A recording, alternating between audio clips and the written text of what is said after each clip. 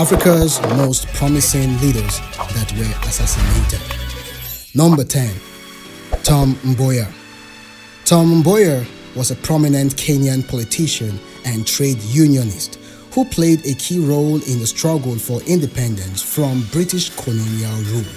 He was a close associate of Kenya's first president, Jomo Kenyatta. Mboya was assassinated in Nairobi in 1969, and his death was a significant loss to the country's political landscape. The assassination of Tom Mboya in 1969 is still the subject of debate and speculation, and there is no definitive answer regarding the motive behind his killing. However, several theories and factors have been suggested as possible reasons for his assassination. For instance, some have speculated that since Tom Mboya was a prominent political figure in Kenya and a close associate of President Jomo Kenyatta, his rising influence and potential political ambitions could have made him a target for those who perceived him a threat or rival within the ruling Kenya African National Union (KANU) party. Ethnic tensions were a significant aspect of Kenyan politics, and Mboya's Luo ethnicity was a source of tension, especially given the predominantly Kikuyu leadership of the country. His assassination could have been linked to ethnic rivalries and fears of Luo political ascendancy. Number 9. Dele Giwa. Dele Giwa, a Nigerian journalist and co-founder of Newswatch magazine, was killed on October 19, 1986 through a letter bomb that exploded in his Lagos home. The exact motive behind his assassination remains a subject of controversy and speculation, and the case has never been officially resolved. Several theories and suspicions have been raised regarding the reasons for his murder. Some believe it was connected to his investigative journalism and reporting on sensitive issues including government corruption and human rights abuses. Dele Giwa was known for his critical coverage of the Nigerian government and its leaders, and his reporting was seen as a threat to those in power. Others have suggested that personal conflicts and rivalries within the media industry may have played a role in his assassination. Regardless of the specific motive, his murder was a tragic event that had a chilling effect on journalism in Nigeria and highlighted the dangers faced by investigative journalists. To this day, the case remains officially unresolved, and no one has been held accountable for Dele Giwa's assassination. It remains a prominent and unsolved mystery in Nigerian history. Number 8. Reuben Omob. Reuben Omob was a Cameroonian nationalist leader and independence advocate. He played a crucial role in the movement for the independence of Cameroon from French colonial rule. Omob was a key figure in the Union of the People of Cameroon (UPC), a political party that sought to end French colonial domination in Cameroon and establish an independent nation. Reuben Omob was assassinated in 1958 as a result of his leadership in the UPC and his role in the fight for Cameroon's independence from French colonial rule. Omob was a staunch advocate for the independence of Cameroon from French colonial rule.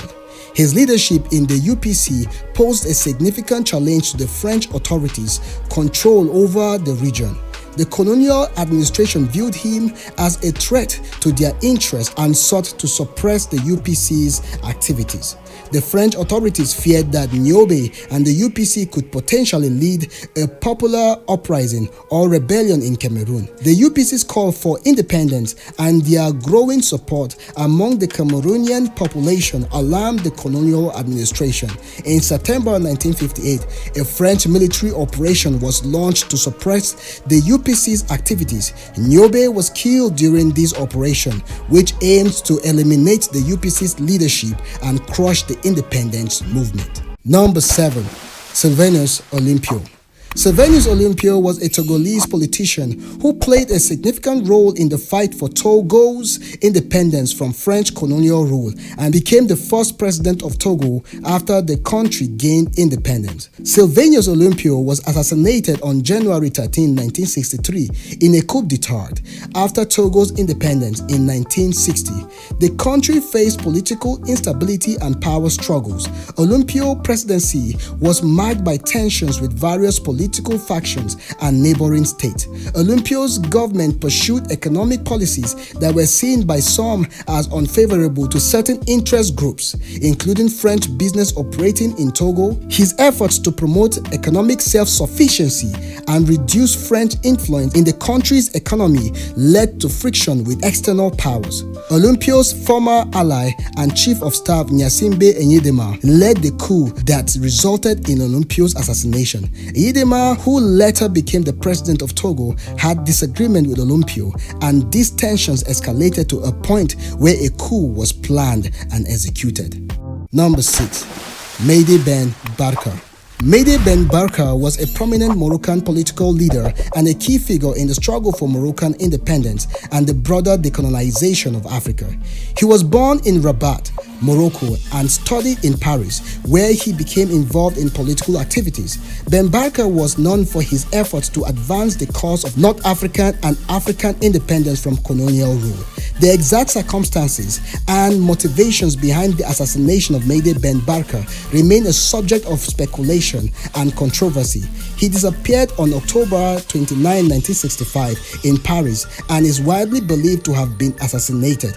Ben Barka was a prominent figure in the Moroccan opposition to King Hassan II's rule. His activities, including his involvement in the Tricontinental and his advocacy for African and Arab unity, made him a political threat to Moroccan monarchy. Many suspect that various intelligence agencies, including those of Morocco, France, and the United States, may have been involved in his disappearance. Some reports suggest that the Moroccan government, with the support of foreign intelligence agencies, played a role in his abduction. Despite numerous investigations and inquiries into Ben Barka's disappearance, his fate and the specific details of his assassination have not been definitely established. The mystery surrounding his disappearance and presumed death has contributed to his enduring legacy as a symbol of resistance against authoritarianism and oppression. Number 5. Eduardo Monal. Eduardo Shivambu Monal, the founding president of the Mozambique Liberation Front, Frelimo, was assassinated on February 3, 1969 in Dar es Salaam, Tanzania. His assassination is widely believed to have been carried out by agents of the Portuguese colonial government, as Monal was a prominent leader in the struggle for Mozambique's independence from Portuguese colonial rule. Monal was an important figure in the fight for Mozambique's liberation and played a key role in the establishment of Frelimo in 1962. Frelimo was a political and military organization dedicated to ending Portuguese colonial rule in Mozambique. Monal's efforts to rally international support for Mozambique's independence and his leadership of Frelimo made him a significant target for the Portuguese authorities. While the Portuguese government has denied any involvement in his assassination, there is a substantial evidence to suggest their complicity. Monal's death was a blow to the Mozambican independence movement, but it did not halt the struggle. After his assassination, Frelimo continued to fight for Mozambique's independence, which was eventually achieved in 1975. Mutah Muhammad.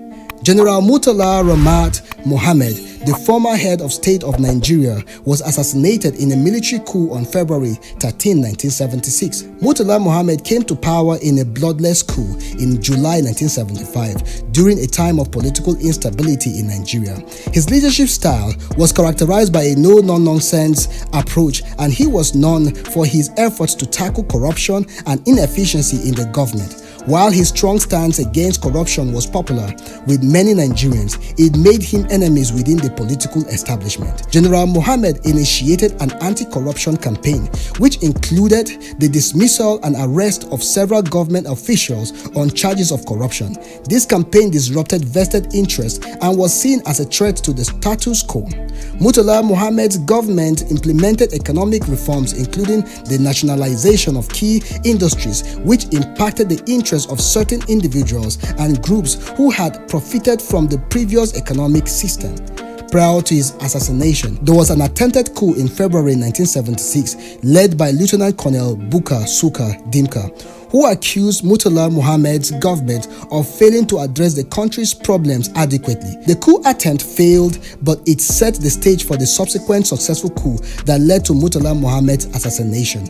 In the early morning of February 13, 1976, Mutah Muhammad was assassinated during the successful coup led by Dimka.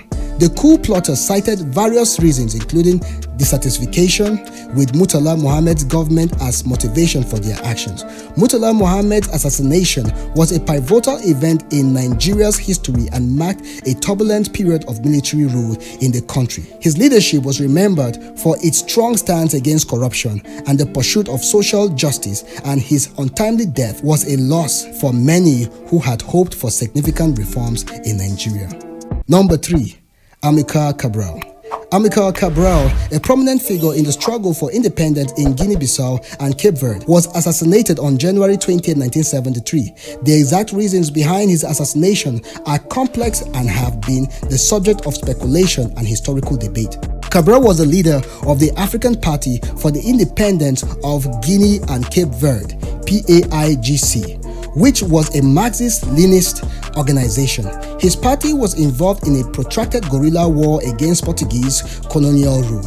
His assassination could have been related to internal power struggles and rivalries within the PAIGC or the broader revolutionary movement. There were external forces, including Western governments and intelligence agencies, that opposed the decolonization movement in Africa and supported colonial powers. Cabral's assassination may have been influenced by external actors who saw him as a threat to their interests in the region.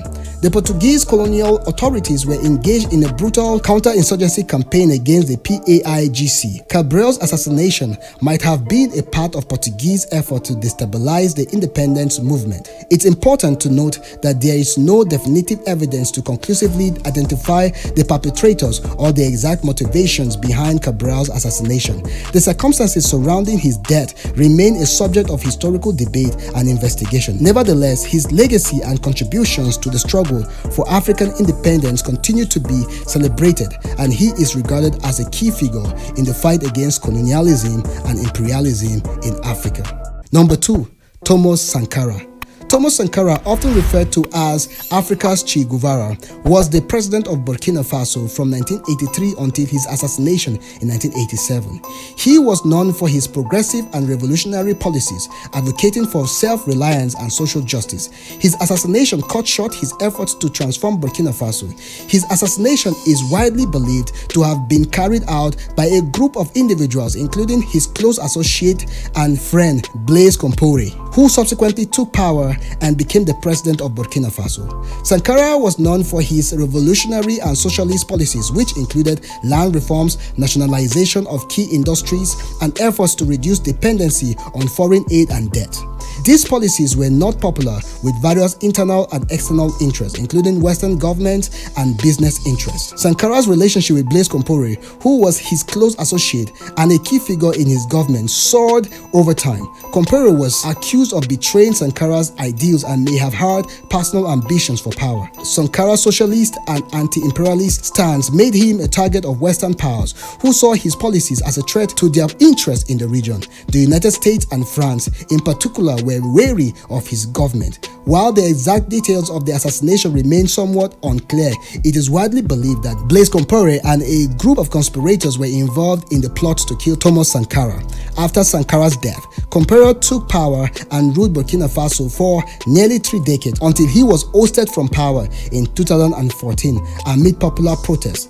Sankara's legacy remains influential in Burkina Faso and in the broader Pan-African and socialist movement. Number 1. Patrice Lumumba.